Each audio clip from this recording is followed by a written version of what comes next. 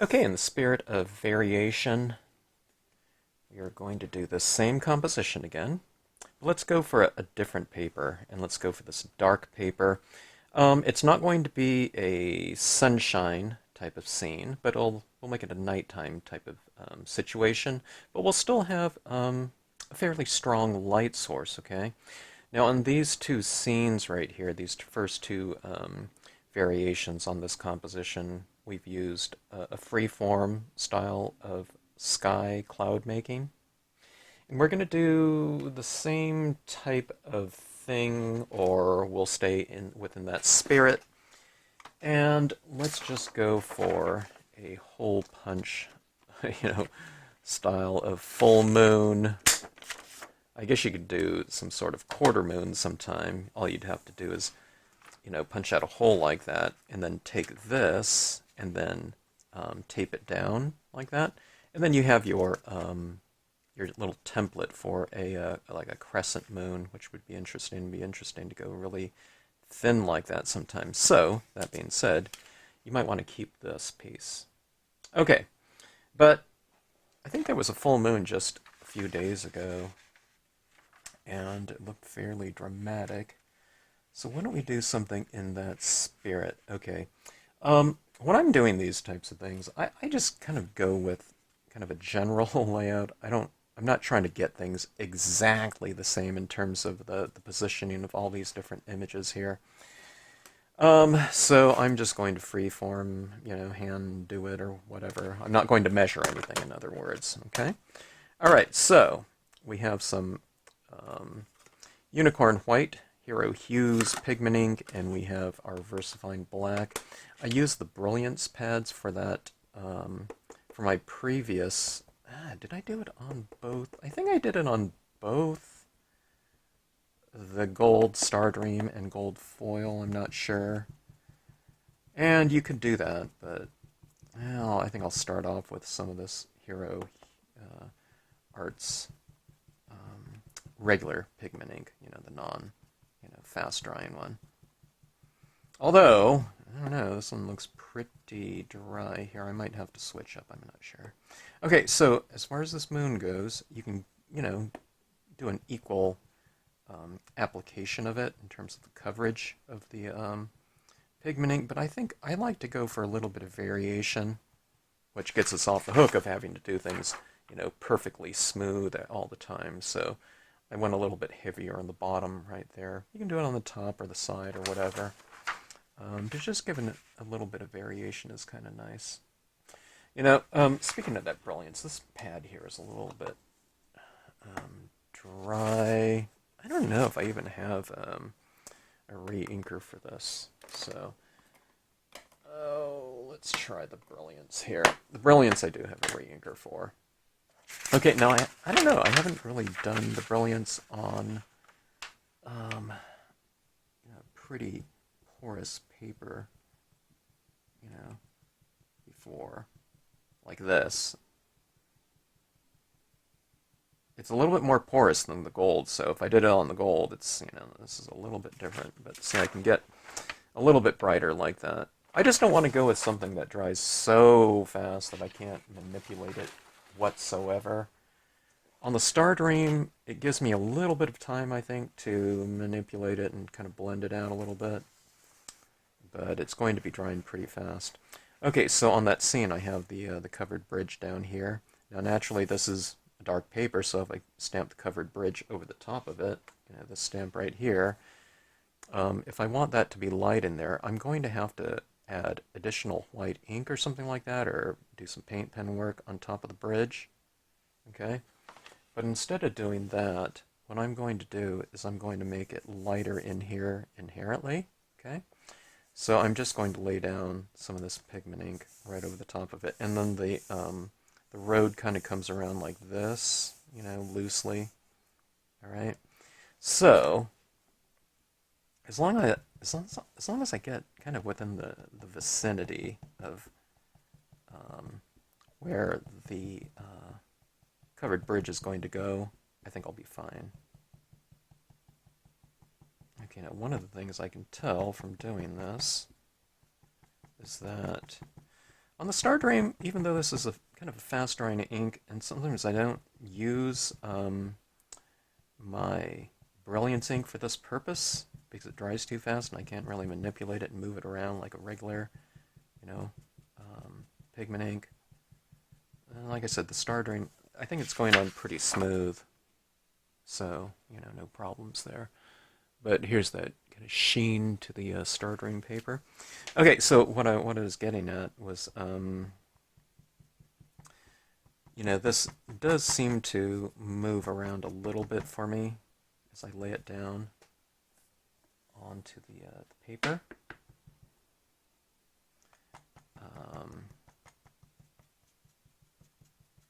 But if it was like on a matte paper or something like that, you know, it would probably,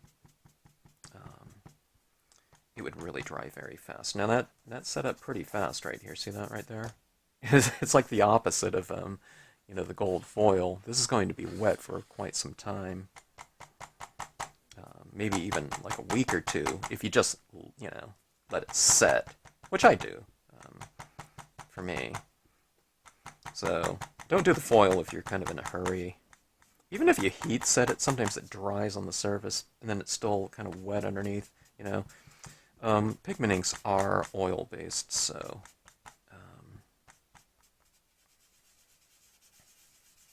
hey, here's a good technique right here. Just kind of wipe it in there, huh? Yeah, the oil-based paints, inks, sorry, I think of them as paints a lot. They are oil-based, so they are going to dry much slower than a water-based medium. Okay, now we don't have to be perfect here. It's not like, oh, if I add a little white there, or, you know, here or there, it's not like, oh my god, that moon wouldn't be, you know, casting any light in that area. It's just wherever you want it to be. I wouldn't put it over the whole thing, because then you wouldn't have any kind of variation whatsoever, but, you know, you can pretty much play around with things and vary it. I think the trees are going to go roughly around up here, I would say. We can have some illumination on the road. Over here is where some water goes. But again, you know, we're just talking some very general types of areas. It doesn't really matter if it's a little bit blobby or not, okay?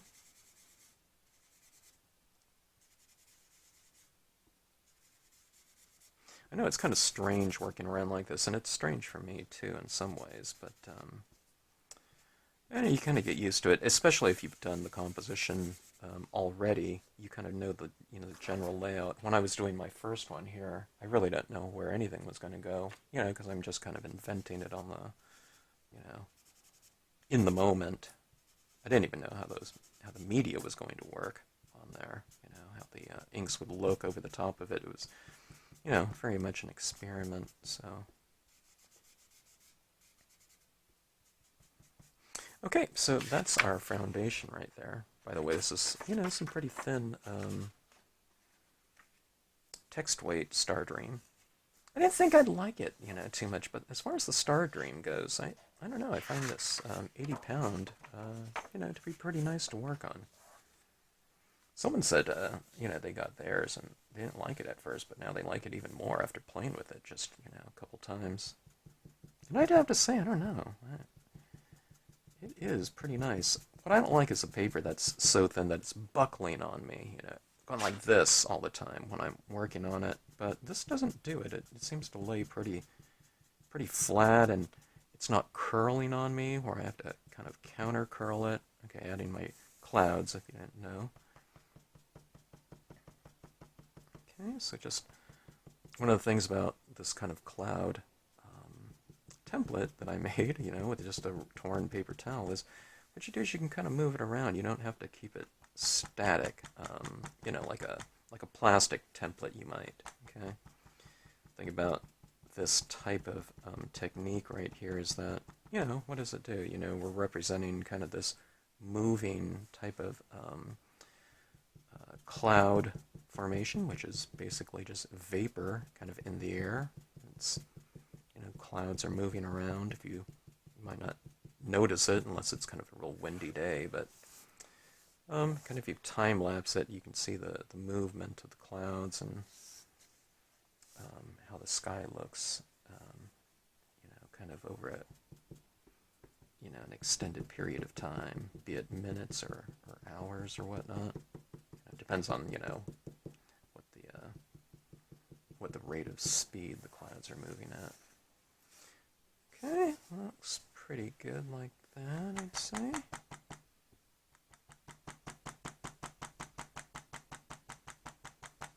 Okay, now after you get some clouds up there, I mean, you can go with some more, but I think I'm going to put some stars up there, so I'm going to leave it as is up there. Okay, but what I do is just to soften things up and to blend things out a little bit more, what I do is, and also to strengthen some lighting, like I might put some more highlights on the sides of the clouds, or the clouds that are closest to the moon, okay? In fact, I think the moon could use a little bit more ink as well. And just to kind of lighten it up a little bit. You see this right here? It says cloud. It's kind of facing the moon right there. I'll put a few more highlights on it right there, but maybe leave the backside a little bit darker. Okay, this cloud formation right here. Kind of, lighten it up a little bit.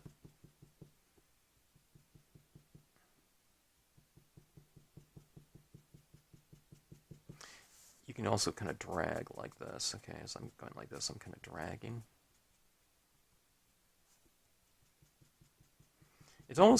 We're working with a wet medium here, okay, but I'm almost thinking about it more in terms of almost like a dry medium, because this isn't real sopping wet or anything like that. It's almost like you're just dabbing some chalks or something like that on the surface, or maybe an oil pastel, something with a little bit of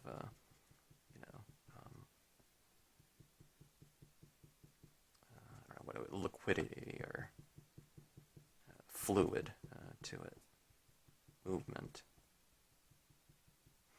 Okay, so I think it would go faster if my pad here was a little bit wetter, but so be it. I always like these, how they just look as is, it's almost like some kind of little landscape, especially if I put like a body of water down here, just kind of doing this free form type of formation is really fun. Oh yeah, one of the things I forgot about is that quote there. I don't even know if that will stand up there. I don't know. I forgot about the quote. Maybe it's my subconscious not wanting to do the exact same thing over and over and over. I don't know. Okay, let's go with our imagery now. I mean, I don't know. I mean, you can add more things down here or whatnot. I'm just going to leave it at that. We'll just kind of expedite this process a little bit here and get to the imagery. Fine-tuning, I don't know. I might put a little bit more ink down there. Okay, so this is a pigment ink. This is a really dark paper, so I tend to think going darker is better. I mean, I guess if I stamped out a black and dye-based ink and it was kind of lighter, it could, get pushed back visually in the distance. But I think we need to really stamp out something that's reasonably bold against such a dark surface right here. And plus we're stamping it over the top of this oil-based pigment ink that's been laid down, so I just think that oil-based over oil-based is the way to go here. Okay, so let's see. There's the rooftop right around here, and I think right about like so would be good. Okay. Now this, it's not, I don't feel, when I'm stamping kind of a thick pigment ink on top of Stardream, I don't feel like there's any give, or not give, but I don't know, slip don't know what word I'm looking for, but it doesn't have that slick type of feel where it's almost like you can kind of move your impression and have it not stamp out clean. So you don't really need to worry about that, as much. I just don't want you to drop your stamp or something like that, but you don't have to worry about some of the mirrored aspect of the foil doing anything. Okay. All right. So that stamped out really quite clean on here. Super clean. On the foil, it's just non-absorbent, so all that ink is just staying right on the surface. So be careful when you also remove it. Stardream, you don't need to worry about that. I don't find. Okay. All right. So that has been placed, and I don't know if you notice here. I mean, you can see you can't really tell a lot that's going on, but see, this is the darkness of the paper right here. But you can see the rooftop is a little bit lighter, so that's why we've added that white, pigment ink back there. So it's just inherently lighter to begin with, because this ink's going to be, remain a little bit wet, for a little bit of time. It dries much faster, than on the foil, but still, over the course of this video that I'm doing right here, this is going to remain a little bit moist. Okay, tree cluster. Let's add these in here. Okay. Let's go like so. I think in my last scene I stamped it a little bit too much over and it looked like it's on the road a little bit. Okay.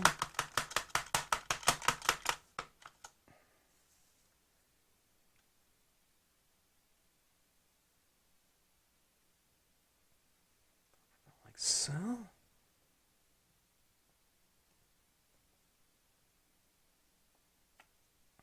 Okay. Stamping on the Stardream paper, it's really quite nice. It has a really good feel to it. With the pigment inks, I don't know. Maybe with some dye-based inks too. I don't know. I really haven't done a lot of pigment ink impression stamping though. Over the years, I've just kind of come to start doing it. A lot of times I would do it, but it might be for just the last foreground impressions on my scenes. That's what I would do it for, but not just like all the main imagery types of usage.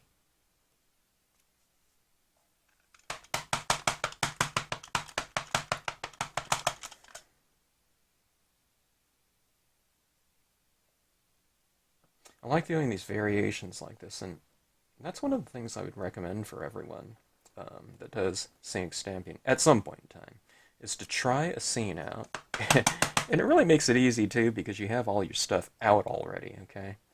But just to do your scenes in different variations, okay? Change your color scheme around, change your paper, do it in chalks, do it in pastels, metallic papers, pigment inks, emboss it, and see what you get. See the variation you can get, and just how different just changing around your media can change the spirit of a given scene. It's really a fun way to work, and it's a really great exercise too. In a scenic stamping, it's the perfect opportunity for something like that. Because scenes and nature are just so, there's so many different characters to it. All right, this is the tiny rocks. What I'm doing is I'll stamp it a couple times, but then in this lighter area here, I'll go for the, the fourth or fifth impression of it, so that it stamps out lighter, so that you get variation within that given texture.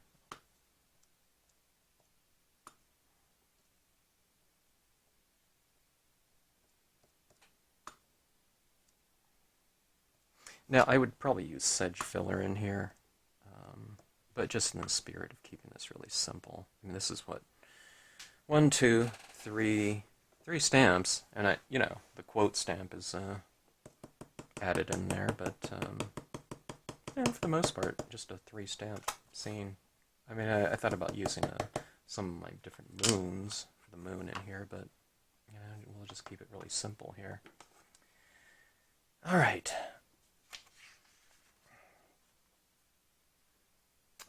We have our composition here. All right, now I think, let's try this right here. Let's see if I can do a little bit of white ink application over the top of the, I think, wet black ink without just turning it muddy gray and losing my, impression quality, the clarity of the image. Okay, now where am I going to do that? Well, here, let me just get this kind of established first here. Kind of give those clouds a little bit of a silver lining, reflecting that moonlight. Actually, I'm making the reflections a little bit lighter than the moon itself. Usually the reflections would only be as strong, or potentially as strong as the source of light, so this isn't exactly accurate, but I'm not worried about it. Okay, so white over black. Let's give it a try. If it doesn't work out, then I will cease this process right here. But see, I'm just kind of going on some of these trees that are facing the light here, just so they're capturing some of that moonlight. We're creating a visual dialogue. Okay. Yeah, it looks pretty good. It's set up pretty fast. I'm getting a little bit of, black on there, but it's not too bad.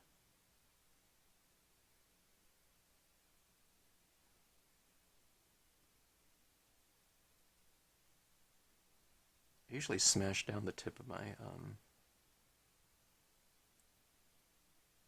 Q-tips here before I go into my scene, but in this case I'm using it for something a little bit more specific in terms of a kind of a spot highlight. And some of these bushes and trees have the reflected light here coming from that moon.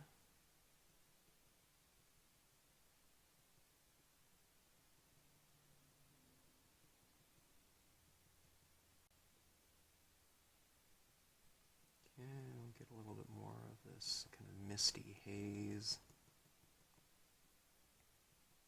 Here. Maybe I will smash down the tip of this a little bit more. I'm really pleased with this. This is, in terms of my ability to go over that black without kind of getting it really kind of smeared.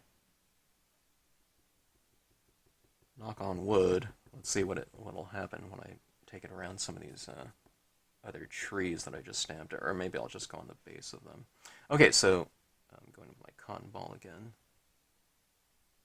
and adding this kind of illuminated fog or mist in here.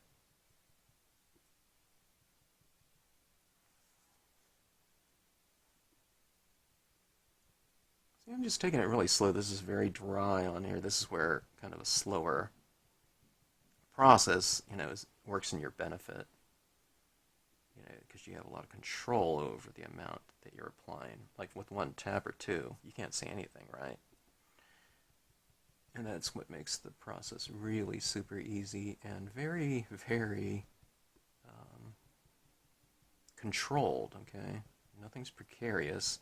Where people kind of lose control over it and they think it's really hard is when they just try to do it too fast, meaning there's just too much media on the on your applicator. Now, I prefer a little bit more on mine, but like I said, it's very controlled here. It's very easy for me to add it without worrying about a thing. Okay. So I'm kind of illuminating that road. It's kind of creating a stronger connection between us as a viewer in the bridge, we kind of follow the light, back into there. Okay, I think those clouds can use a little bit more lighting, don't you think? Like so. How about the illumination of that moon a little bit more? Like that. Okay. And let's add a little bit of this illumination around the base of the trees right here. Isn't it fun? What it does is it kind of brings in this kind of creeping, I don't know, character in the form of fog into the scene like that. And it kind of makes it a little bit more kinesthetic. You have this entity that's just kind of, enveloping, it's working its way around something, it's kind of hugging the images in light, in glowing light, moonlight in this case.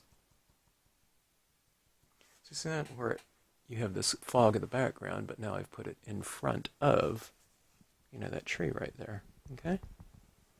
So we take something that's visual, and it's still, nothing I do here is going to make it kind of, not visual, but it starts to become a little bit more of a kinesthetic. We start kind of adding kind of this essence of another sense in here, okay? By having this fog in here, it kind of gives it this kinesthetic feel. You can feel the moisture in the air. You might say it kind of enters this, introduces this idea of sound, because when there's fog, things are a little bit more dampened. Sound is dampened. So I think it becomes a little bit more of a quiet piece as well.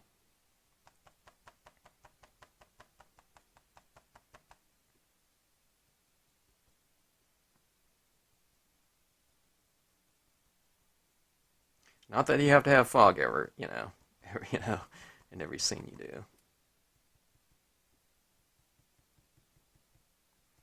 Okay, so quite a bit of fog in here. Okay. Now, that was an example of adding reflected light, a very soft reflected light, in the form of cotton ball application. Now let's go for some kind of sharper application. You know what, too? Let's see here. Let's see if I have... Here's a blue paint pen. Oh, let's see. Here's a light blue paint pen. Let's work with a couple of my colored paint pens here, too. Not just white. Okay? You can simplify things and just use white, but if you have a color that's roughly in the same spirit as that, I don't know if these ones really are. These look like different colored blues than the tone of this one. But we'll give it a try. This is more like a grayish blue, I think. Except for when you get the that shine on it. But let's see if we can create a little bit of a relationship between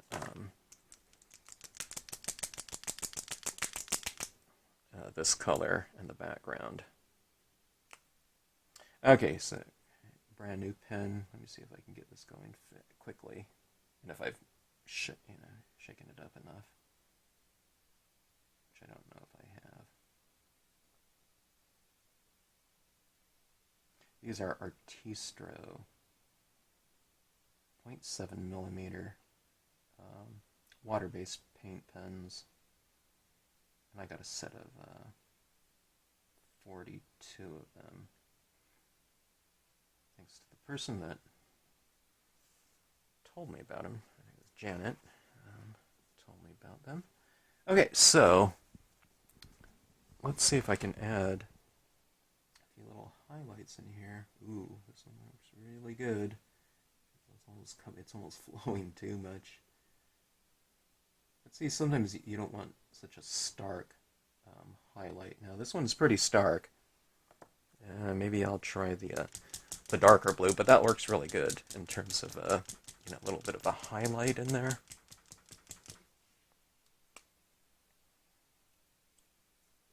It's Still a very light blue, though, isn't it? Let's see here. Let's go with this darker blue. This doesn't have a color notation, so I think it's just like a medium blue they have.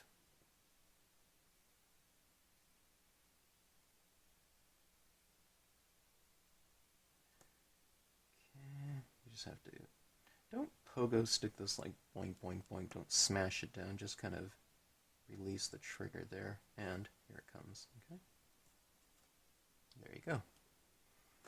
Okay, so let's go for this slightly lighter version. You can go for both, okay?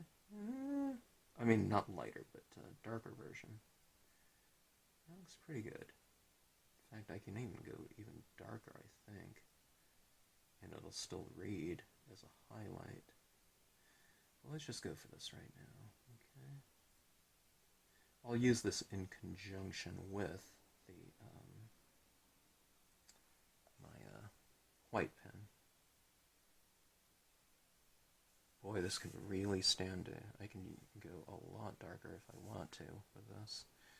Okay, so see this right down here. I put it in the darker areas and it really stands out in the darker areas, but I'll also put it in some of the medium and lighter areas down here. Just, for a little bit of reflective light quality down there, okay? It just kind of makes the surface shimmer a little bit. Okay. And, of course, it relates to the surface, and then it's blue. So when we see things like this, the surface right here has this kind of shimmery blue like that built in, but then you have these little reflective types of,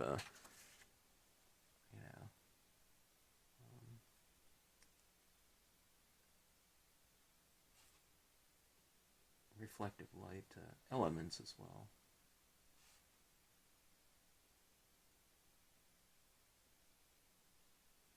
Okay, so just kind of putting some of these, on the clouds right here. I'm putting some on the trees. The trees have kind of a similar form to the clouds, don't you think? They're kind of billowy. Okay, so in some of the lighter areas.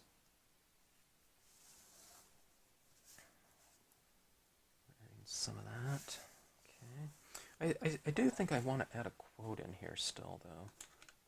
I really like the quotes when it comes to these scenes, and I have a lot of moon quotes, so maybe this one might not read on here because I've gone pretty light right here. So I'll try to find something a little bit more narrow to put in there.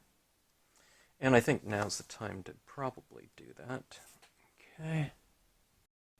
Okay, I have a Ralph Waldo Emerson quote. It's, nature is a mutable cloud, which is always and never the same. I thought that was appropriate in here because it looks like a cloud is not only in the sky, but kind of down here in the landscape. So you can kind of play around with words like that, quotes, kind of visual references within the piece. We think about clouds only being in the sky, but, the fog and mist and whatnot is, it's the same thing as the,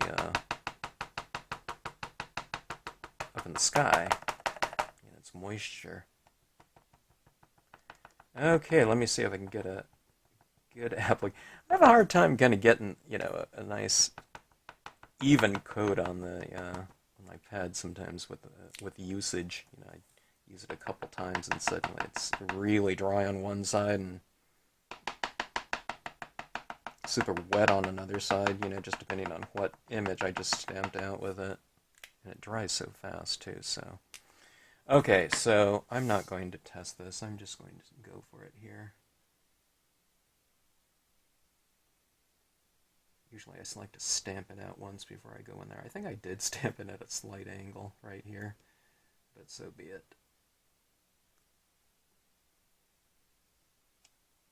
Okay, that's not bad.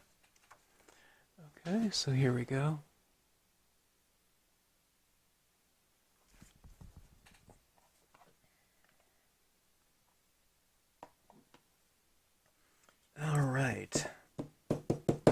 now, the question that I have for myself is, if I stamp this out, this branch, leaves, in black, or in white, and then I do it over it in black, you know, for kind of a multi-toned impression, I wonder how that would look.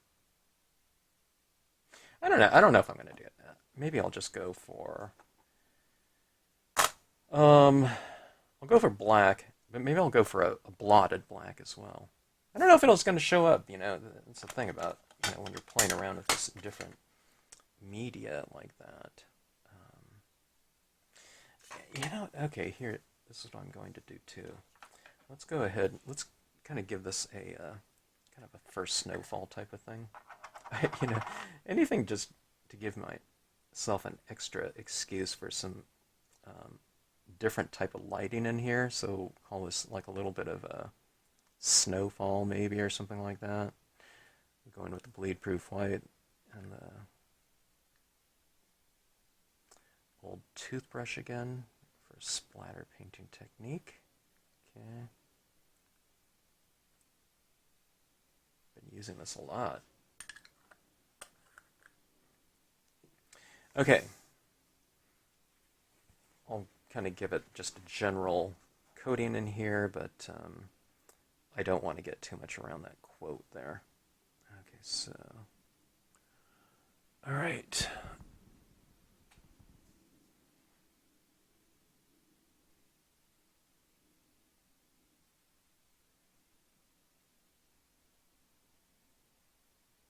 If you do this just up in the sky, it just could be stars too.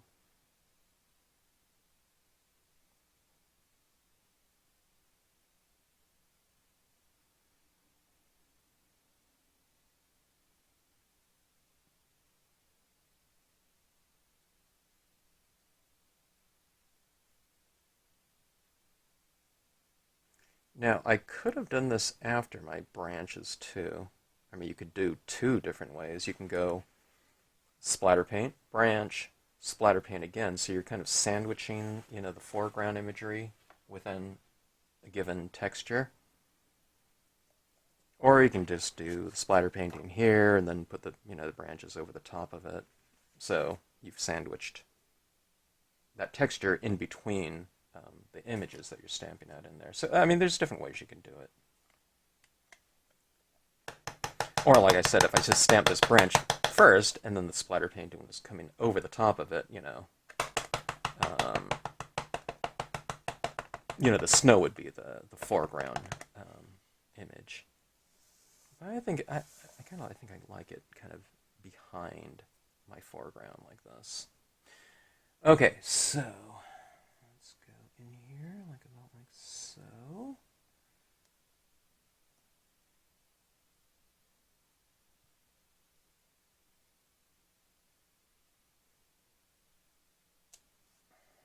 Okay. I love how images stamp on this Stardream blue. I think they stamp on it a little bit better than the gold. Just got, I don't know, the metallic and the gold. I take it that, you know, the metallic whatever things within that paper. I mean, I guess it makes sense that it, you know, kind of resists ink a little bit more than, say, you know, I don't know, they call this a metallic paper, but it's not like gold or silver or something like that.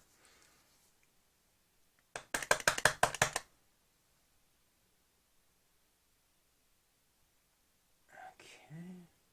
I'm turning this, you know, this branch, these leaves around in different ways.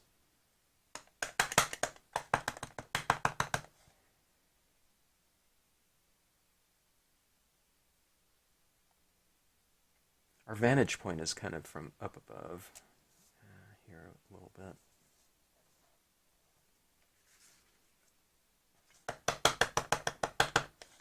I don't know if I'm going to go for the, you know, the multiple impressions. I think that looks pretty good, just clean like that, without another impression behind it.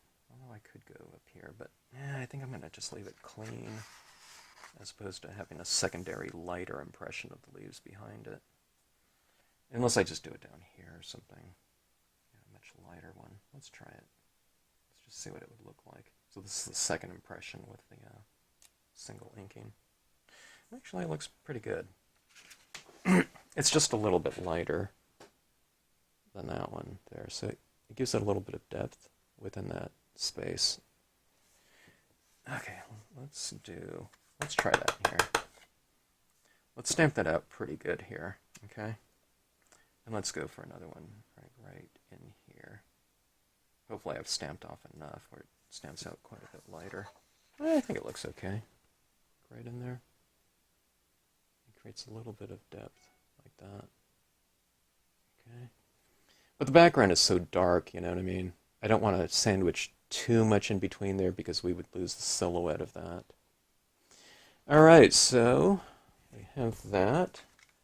Now, if we want to, it might be interesting, you know, to stamp this out in silver or something like that. It would really create kind of a... It wouldn't look realistic. This doesn't look realistic either, but having something lighter in the foreground might be kind of interesting. It might give it the feel of, you know, some sort of ice, you know, frozen types of things. Maybe I would do that on kind of a snowier one. I don't know. Okay, so this is just my little paint pen again. I can put, you know, a little bit of a reflective reference to that lighting again.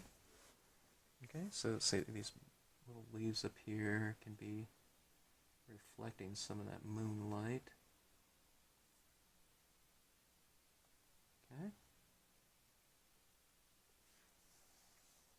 And the moon is coming from here, so I can put a little bit of highlights underneath the leaves here. Okay.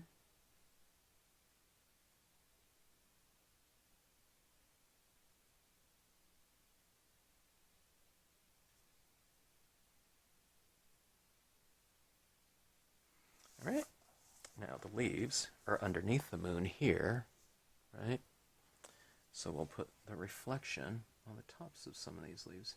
Yeah, you don't need to do it a ton of them. Just, you know, do it here and there.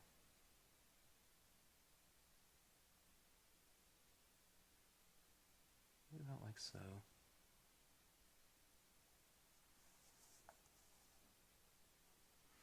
All right. So I think that's about it. That's an interesting alternative look. And kind of a good pair, you know, a good match, not in terms of similarity, but in terms of something that, you know, kind of lends variation to a given composition.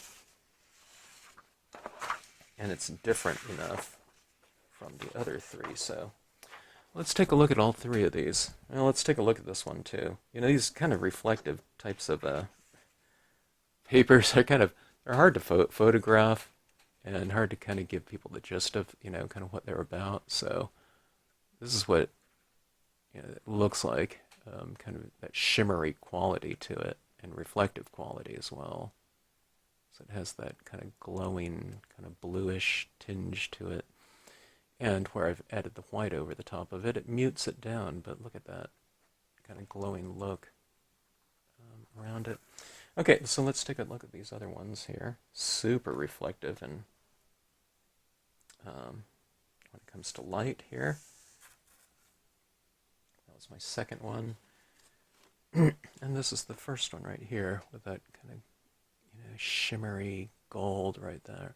Definitely the warmest one here.